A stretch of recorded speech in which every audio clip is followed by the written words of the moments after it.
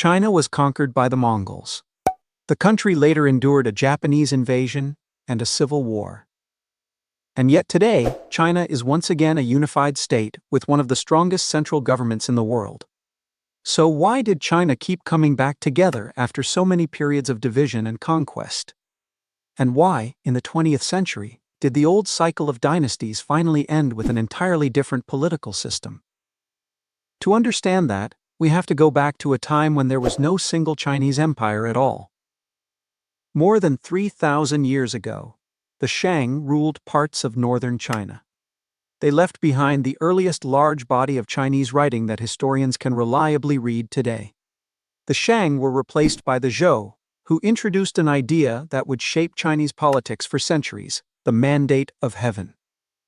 A ruler could claim the right to govern, but if he became weak, corrupt, or unable to maintain order, that right could be lost. Over time, Zhou authority collapsed. Regional rulers became increasingly independent, and China fragmented into competing states. By the 3rd century BCE, these states were fighting one another almost constantly.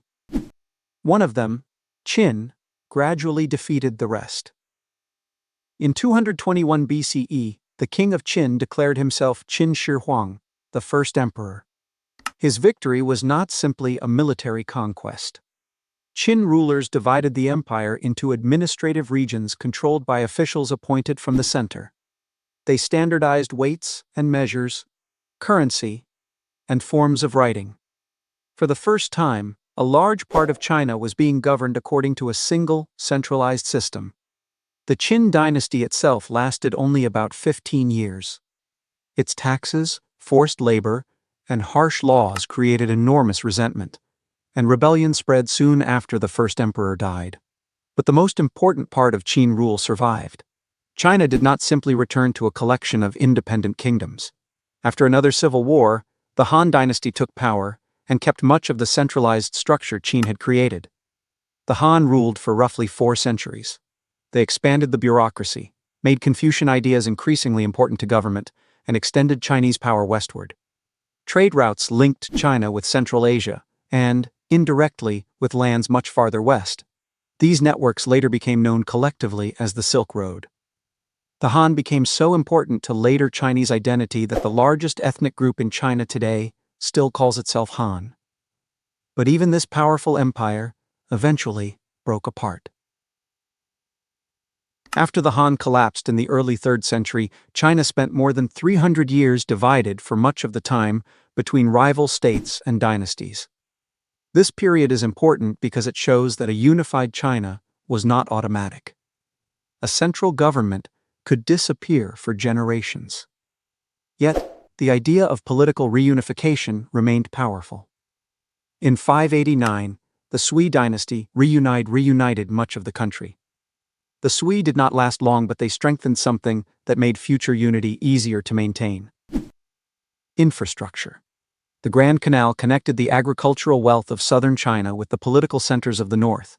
Grain, taxes, soldiers, and officials could move through the empire more efficiently. The Tang dynasty inherited this system and built one of the most powerful states in the world at the time. Its capital, Chang'an, became a huge international city connected to traders and travelers from across Central Asia. Chinese influence expanded while foreign religions, goods, and ideas entered China in return. But eventually rebellions and the growing power of regional military commanders weakened the Tang government. The empire fragmented again. After another period of division, the Song dynasty reunited much of China. The Song period became one of the most economically and technologically dynamic eras in Chinese history. Cities grew rapidly. Commercial farming expanded. Chinese merchants became increasingly active at sea. Printing spread widely. Gunpowder technology developed. The magnetic compass became increasingly important for navigation. Chinese ships traded across Southeast Asia and the Indian Ocean. But there was a major weakness. The Song controlled a rich and sophisticated economy, but they struggled against powerful states on their northern frontier. They lost territory again and again. Then a much larger threat appeared: the Mongols. During the 13th century, Mongol armies destroyed one state after another across northern China. Kublai Khan, a grandson of Genghis Khan, founded the Yuan dynasty. By 1279, the Mongols had defeated the last major Song resistance and controlled all of China. For the first time, the entire country was ruled by a dynasty founded by foreign conquerors. But the Mongols did not simply erase the Chinese state. They used many existing administrative systems because governing such a huge population required them. When Yuan rule eventually weakened, rebellions spread. In 1368, the Ming dynasty drove the Mongols from the capital and restored rule by a Chinese dynasty. Early Ming China was confident and ambitious. In the early 15th century, enormous fleets commanded by Zheng He sailed through Southeast Asia and across the Indian Ocean, reaching ports as far away as East Africa. Later, Ming rulers focused more heavily on threats closer to home. They strengthened the northern frontier, and much of the stone Great Wall seen today was built during the Ming period. But by the 17th century, the dynasty was collapsing under financial problems, rebellion, and military pressure. And once again, China was conquered from outside. The Manchus crossed into China and established the Qing dynasty. The Qing were not Han Chinese, but they adopted many features of the existing imperial system and expanded the empire to enormous size. By the 18th century, Qing China was one of the largest and most powerful states in the world. Then, during the 19th century, the old imperial system entered a crisis it could no longer solve. European demand for Chinese tea, silk, and porcelain was enormous. China, however, bought far fewer European goods. Britain increasingly used opium to reverse this trade imbalance. When Chinese authorities tried to suppress the opium trade, Britain went to war. China lost the First Opium War. The settlement forced the Qing government to open ports to foreign trade and hand Hong Kong to Britain. More defeats followed. Foreign powers gained new trading rights and special privileges inside China, but the Qing were also facing enormous problems from within. The Taiping Rebellion became one of the deadliest civil wars of the 19th century and devastated large parts of the country. Then, in 1895, China suffered a humiliating defeat not to a European empire, but to Japan. That defeat showed how dramatically the balance of power in East Asia had changed. By the beginning of the 20th century, many Chinese reformers and revolutionaries no longer believed that simply replacing one emperor with another could solve the problem. In 1911, a revolt in Wuchang triggered a chain reaction. Province after province withdrew its support from the Qing government. In 1912, the last emperor abdicated. More than 2,000 years of imperial government were over. But removing the emperor did not create a stable republic. The new central government was weak. After the death of strongman Yuan Shikai, much of China fell under the control of competing military leaders. Two political movements eventually emerged as the main contenders for national power: the nationalists, known as the Kuomintang, and the Chinese Communist Party.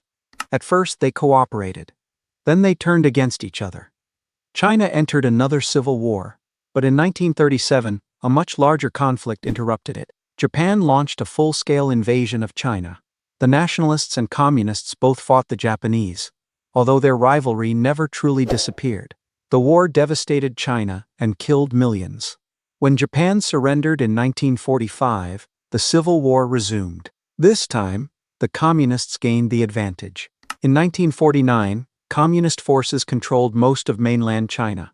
On October 1, Mao Zedong proclaimed the People's Republic of China. The nationalist government retreated to Taiwan.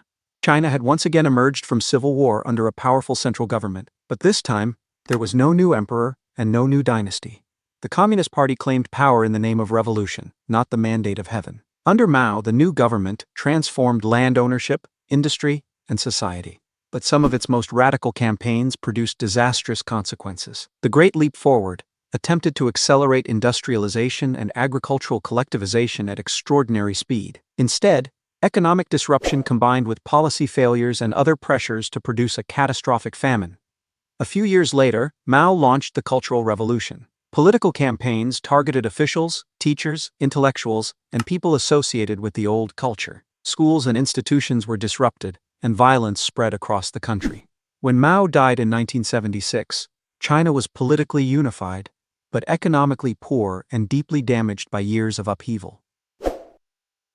Then came another major change. Beginning in the late 1970s, Deng Xiaoping and other leaders introduced reforms that gave farmers and businesses more freedom to make economic decisions. Special economic zones attracted foreign investment. Private enterprise expanded. China opened itself much more widely to global trade. But the Communist Party kept political control. This was the final break with the old historical cycle. For centuries, Chinese states had repeatedly collapsed and been rebuilt under new dynasties. In the 20th century, the dynasty itself disappeared. What replaced it was a centralized party state that survived civil war, transformed its economy, and remained in power while China became one of the world's largest economic powers. Modern China is therefore not the result of one empire surviving unchanged for thousands of years. It is the result of repeated collapse, conquest, reunification, and reinvention until the imperial system itself was finally replaced.